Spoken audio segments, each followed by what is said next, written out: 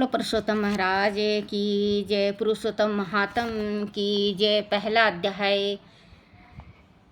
ऋषि अपने अपने शिष्यों सहित लोक कल्याण के विचार से सब एकात्र हुए। तीर्थ टन करते हुए उसी समय सुत जी महाराज भी उधर आ गए। उन ऋषि मुनियों ने श्री सुत जी को देखा तो सभी एक साथ आदर भाव से उठ खड़े हुए। मुनिगण हाथ जोड़कर बोले, सुत जी महाराज, आप चिरायु हो, आपके लिए यह मनोहर आसन है, इस पर आप विराजमान हो। और इतना कह वह ऋषि मुनि बैठ गए। सुत जी के सुख से विराजमान होने पर ऋषि मुनियों ने सुत जी से कहा, हे सुत जी महाराज, आपने जिस कथा को सर्वश्रेष्ठ सार रूप विचार कर रखा हो, जो भवसागर से पार लगाने वाली हो, ऐसी कथा हमें आप सुनाने की कृपा करें। ऋषि मुनियों के ऐसे विनती भाव से कहे को सुनकर सुत जी करवंद आदर भाव से कहने लगे, हे मुनिगण, मैं आपको ऐसी कथा अवश्य सुनाऊंगा। मैं सभी पुण्य तीर्थों का भ्रमण करता हुआ क्रू और जंगल देशों में होता हुआ हस्तिनापुर जा निकला।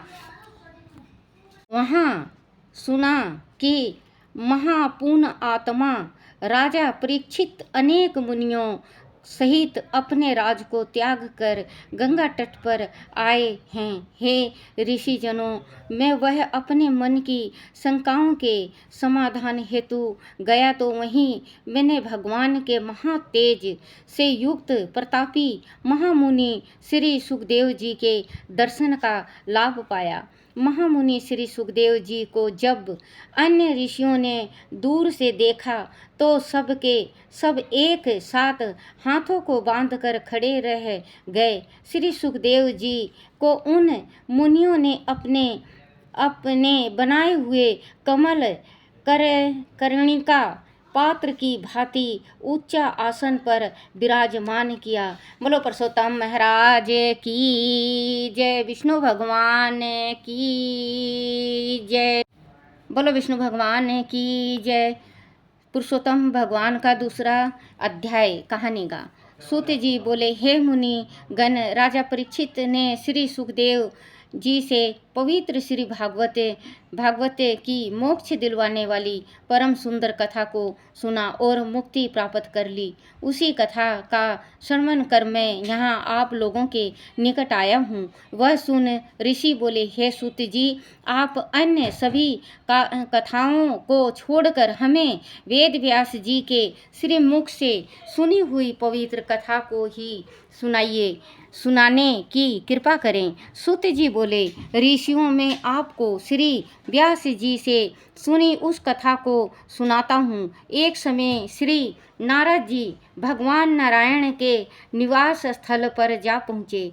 नारद जी ने भगवान नारायण को दंडवत कर देव नारायण की हाथ जोड़कर स्तुति की और कहा, हे देवादि देव, जगत के स्वामी, कृपा सिंधु, सरितापति, आप सत्यवर्ती हो। आप ही सत्य और असत्य का सार रूप, सत्य से उत्पन्न हो, कुटुंब और मोह में फंसे रहने वाले के हित के लिए मुझको कोई ऐसे विचार बतलाइए जिससे मेरा कोई उन आसक्त प्राणियों का उपकार हो सके। मैं आपके श्रीमुख से श्रवण करने की इच्छा से ब्रह्मलोक से यहाँ आया हूँ। नारद मुनि के वचनों को सुनकर ऋषिपति भगवान ने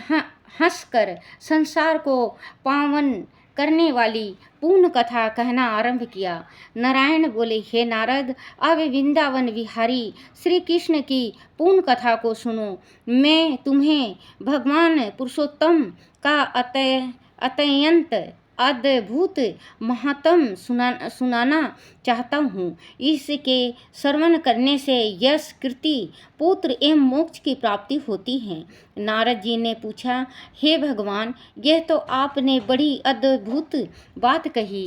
कृपया सविस्तार मुझे इस कथा को बतलाइए। सूत जी कहने लगे कि हे मुनिगण, नारायण भगवान नारद जी के वचन सुनकर घड़ी भर मन को एकाग्र करने के पश्चात पुरुषोत्तम देव के विषय में बतलाने लगे। उन्होंने बताया कि पुरुषोत्तम नामक एक मास है जिसके स्वामी पुरुषोत्तम हैं।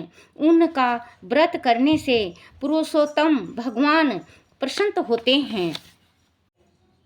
नारद जी बोले, मैंने स्वामियों सहित चैत्रादि मासों के महत्व को तो सुना है, किंतु हे प्रभु, यह पुरुषोत्तम मास कभी नहीं सुना। सो इसे कृपाए मुझे यह बतलाइए कि यह पुरुषोत्तम मास क्या है।